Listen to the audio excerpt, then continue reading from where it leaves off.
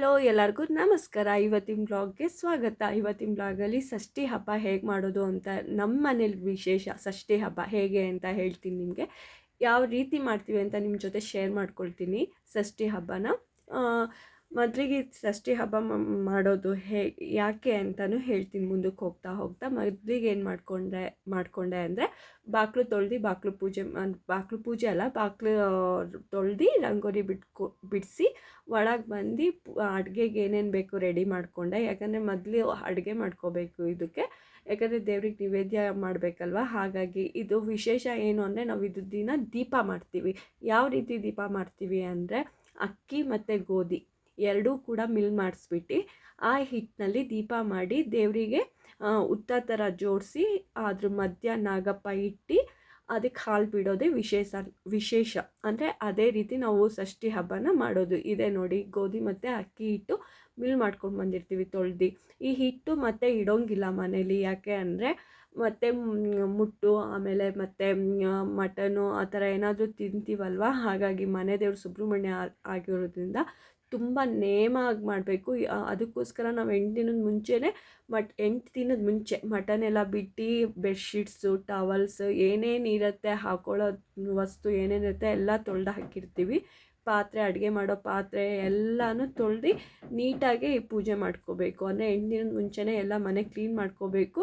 ಆಮೇಲೆ ಬೆಳಗ್ಗೆನೇ ಎದ್ದು ಈ ಥರ ದೀಪ ಮಾಡ್ಕೊಂಡು ದೇವ್ರಿಗೆ ನೈವೇದ್ಯಕ್ಕೆ ರೆಡಿ ಮಾಡ್ಕೋಬೇಕು. ಇದಕ್ಕೆ ಏನಕ್ಕೆ ಮಾಡ್ತೀವಿ ಅಂದರೆ ಈ ದೀಪನ ನಾವು ಮನೇಲಿ ಗಂಡು ಮಕ್ಕಳು ಇರೋ ಮನೇಲಿ ಈ ದೀಪ ನಾವು ಮಾಡೋದು. ಯಾಕಂದರೆ ಯಾವಾಗಲೂ ಮನೇಲಿ ಗಂಡು ಮಕ್ಕಳು ಆಯುಸ್ಸು ಮತ್ತು ಆರೋಗ್ಯ ಕೊಟ್ಟು ದೇವ್ರು ಕಾಪಾಡಲಿ ಅನ್ನೋದಕ್ಕೋಸ್ಕರ ಈ ಹಬ್ಬ ಮಾಡ್ತೀವಿ ನಾವು. ಷಷ್ಠಿ ಇದು ನಾವು ಸುಬ್ರಹ್ಮಣ್ಯಕ್ಕೆ ಹೋಗು ಕೂಡ ನದಿ ಹತ್ರ ಮಾಡ್ಕೋಬೋದು, ಇಲ್ಲಾಂದರೆ ಮನೇಲಿ ಕೂಡ ಮಾಡ್ಬೋದು. ಮೊದಲಿನ ಕಾಲದಲ್ಲಿ ಏನು ಮಾಡ್ತಾಯಿದ್ರು ಅಂದರೆ ನದಿಲಿ ಹೋಗಿ ನದಿ ಹತ್ರ ಈ ದೀಪ ಮಾಡಿ ಏನೇನೀಗ ಅಡುಗೆ ಮಾಡ್ತೀನೋ ಅದೇ ಥರ ಅಲ್ಲೂ ಕೂಡ ಮಾಡಿ ಆ ದೇವ್ರ ಹತ್ರ ನದಿ ಹತ್ರ ಮಾಡಿ ಪೂಜೆ ಮಾಡಿ ಊಟ ಮಾಡ್ಕೊಂಡು ಬರ್ತಾಯಿದ್ವಿ. ಅಂದರೆ ನಾನು ಒಂದು 3 ವರ್ಷ ಮಾಡಿದ್ದೀನಿ ಆ ಥರ. ಸುಬ್ರಹ್ಮಣ್ಯದಲ್ಲಿ ಮಾಡ್ಕೊಂಡು ಬಂದಿದ್ದೀವಿ ನದಿ ಹತ್ರ.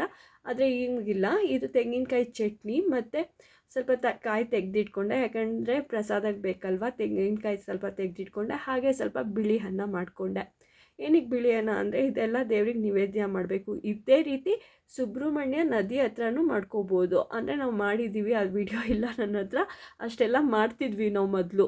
ಅಂದರೆ ಅವರ ತಾತ ಅಜ್ಜಿ ಎಲ್ಲ ಹಾಗೆ ಮಾಡ್ಕೊಂಬರ್ತಿದ್ರಂತೆ. ಹಾಗೆ ಕೇಳಿದ್ವಲ್ವ ಅಂತ ಹೇಳಿ ವ್ಯಾನ್ ಮಾಡ್ಕೊಂಡು ಹೋಗ್ಬಿಟ್ಟು ನಾವು ಕೂಡ ಮಾಡ್ಕೊಂಡು ಬರ್ತಾಯಿದ್ವಿ ಆ ರೀತಿ. ಈಗ ಸ್ವಲ್ಪ ಬಿಟ್ಬಿಟ್ಟಿದ್ದೀವಿ, ಈಗ ಅಲ್ಲಿ ಮಾಡಲ್ಲ, ಮನೆಯಲ್ಲೇ ಮಾಡ್ತೀವಿ. ಇದು ಮನೇಲಾದರೂ ಮಾಡ್ಬೋದು, ಅಲ್ಲೂ ಮಾಡ್ಬೋದು, ಸುಬ್ರಹ್ಮಣ್ಯದಲ್ಲೂ ಮಾಡ್ಬೋದು, ಕುಕ್ಕೆ ಸುಬ್ರಹ್ಮಣ್ಯದಲ್ಲೂ, ಇಲ್ಲ ಮನೇಲೂ ಕೂಡ ಮಾಡ್ಬೋದು.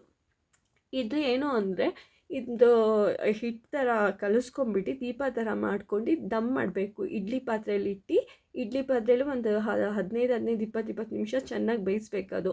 ಆಮೇಲೆ ತೆಗೆದು ಅದಕ್ಕೆ ತುಪ್ಪದ ಬತ್ತಿ ಒಂದು ಸೈಡು ಪಾಯಸ ಹಾಕಬೇಕು. ಇದು ನೈವೇದ್ಯಕ್ಕೆ ತಗೊಳ್ತಿದ್ದಿದ್ದು ಬಿಳಿ ಅನ್ನ, ಗೊಜ್ಜು, ಆಮೇಲೆ ಇದು ಪಾಯಸ, ಆಮೇಲೆ ಮತ್ತು ಬಾಳೆಹಣ್ಣಿಂದು ಪ್ರಸಾದ ಎಲ್ಲ ದೇವ್ರ ಮುಂದೆ ಇಟ್ಟು ಎಲ್ಲ ರೆಡಿ ಮಾಡಿದ್ರೆ ಏನು ಮಾಡ್ತಾರೆ, ಗಂಡು ಮಕ್ಕಳು ಮೊದಲು ಇದು ಪೂಜೆ ಮಾಡಬೇಕು. ಬಂದುಬಿಟ್ಟು ದೀಪ ಎಲ್ಲ ಹಚ್ಚಿ ತೆಂಗಿನಕಾಯಿ ಹೊಡೆದು ಪೂಜೆ ಮಾಡ್ತಾರೆ. ಇದೇ ವಿಶೇಷ ಈ ಹಬ್ಬದ್ದು. ಇದೆಷ್ಟು ಸುಲಭ ಅನಿಸುತ್ತೋ ಅಷ್ಟು ಸುಲಭ ಅಂತೂ ಅಲ್ಲ, ತುಂಬ ಕಷ್ಟದ ಕೆಲಸ ಇದು. ನಾನು ಮೊದಲು ಮದುವೆ ಆಗಿದ್ದು ಬಂದಾಗ ನಾಗಪಂಚಮಿ, ನಾಗಷಷ್ಠಿ ಅಂದರೆ ನನಗೆ ಅಪ್ಪ ದೇವರೇ ಹೇಗಪ್ಪ ಮಾಡಲಿ ಅಂತ ಅನ್ನಿಸ್ತಿತ್ತು. ಅಷ್ಟು ಕಷ್ಟದ ಕೆಲಸ ಇದು.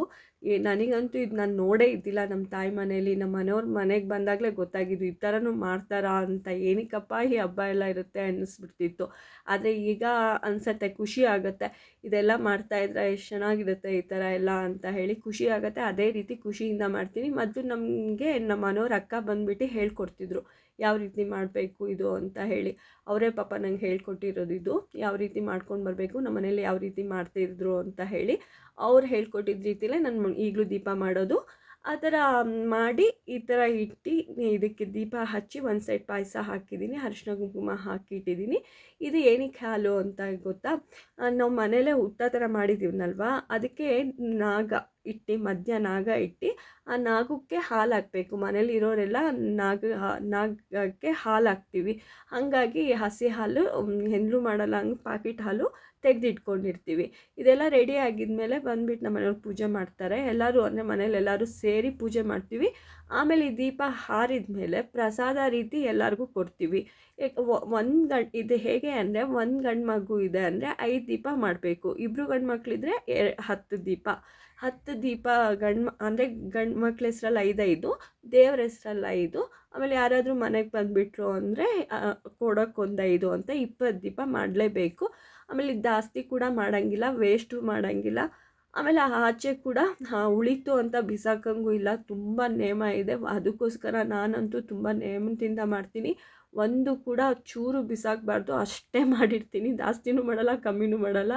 ಒಟ್ನಲ್ಲಿ ಖಾಲಿ ಆಗೋಗಲಿ, ಉಳಿಬಾರ್ದು. ಇದೆಲ್ಲ ಕೂತ್ಕೊಂಡು ಎಲ್ಲರೂ ಶೇರ್ ಮಾಡ್ಕೊಂಡು, ಶೇರ್ ಅಂತಲ್ಲ, ಎಲ್ಲರೂ ತಿಂತೀವಿ. ಶೇರ್ ಅಂತಲ್ಲ, ಯಾಕಂದರೆ ಉಳಿಯುತ್ತೆ, ಅಷ್ಟಕ್ಕೊಂದು ಉಳಿಯುತ್ತೆ. ಇದು ಮುಗಿಸೋವರೆಗೂ ರಾತ್ರಿ ಆಗೋಗುತ್ತೆ. ಇದು ಉಳಿಸಿ ಮತ್ತೆ ವೇಸ್ಟ್ ಮಾಡೋಂಗೂ ಇಲ್ಲ, ಹಾಗಾಗಿ ಎಲ್ಲ ಖಾಲಿ ಮಾಡಲೇಬೇಕು. ಇದೇ ಥರ ನಮ್ಮಲ್ಲಿ ಷಷ್ಠಿ ಹಬ್ಬ ವರ್ಷವೂ ಇದೇ ರೀತಿ ಮಾಡ್ತೀನಿ. ಇಷ್ಟ ಆದರೆ ಆದಷ್ಟು ಶೇರ್ ಮಾಡಿ, ಎಲ್ಲರಿಗೂ ಗೊತ್ತಾಗಲಿ ಎಲ್ಲೆಲ್ಲಿ ಯಾವ್ಯಾವ ರೀತಿ ಷಷ್ಠಿ ಹಬ್ಬ ಮಾಡ್ತಾರೆ ಅಂತ. ಮತ್ತೊಂದು ಬ್ಲಾಗ್ ಜೊತೆ ಮತ್ತೆ ಸಿಗೋಣ. ಅಲ್ಲಿವರೆಗೂ ಟೇಕ್ ಕೇರ್, ಬಾಯ್ ಬಾಯ್.